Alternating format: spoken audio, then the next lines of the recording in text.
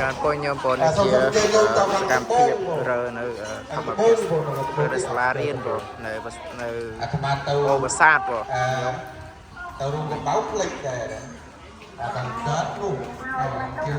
ចាស់ក៏រើតាសាលារៀននៅសាលារៀនអូប្រាសាទញោមការពុតមានអីថ្លៃទេ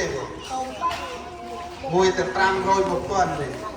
តែនេះញោមមហូបពោតសាលារៀនទេណាពោតមួយ30000ពោតមួយឡើង5000ក៏មាន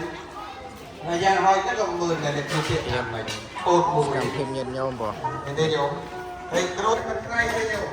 កម្មភាពញោមក៏រៀបចំរើនៅសាលារៀនបងញោមនៅអូប្រាសាទភូមិអូប្រាសាទស្រុកមង្គលបុរីខេត្តបន្ទាយមានជ័យបងញាតិញោមនេះ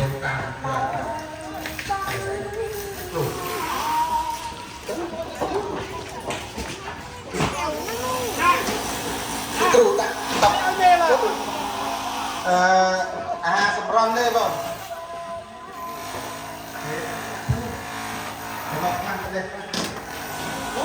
ក្លែងតបក្លែងពោត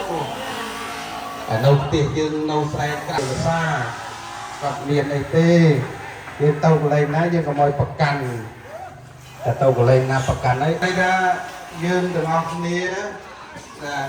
សំខាន់ណាស់ញោមបើញោមជាងញោមសិតពោញោមរឿនអេតែគាត់ណាហើយញោមអាសាន់សក់លោកក្រៅហ្នឹងអីពោ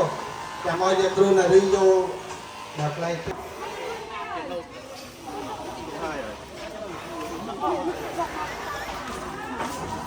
មកញោមមកជុំនេះលាងដៃទីទឹកមានគ្រប់កន្លែងញោមណាំធ្លាប់ចូលសាលាឧបសាស្ត្រដឹងទេថាធ្លាប់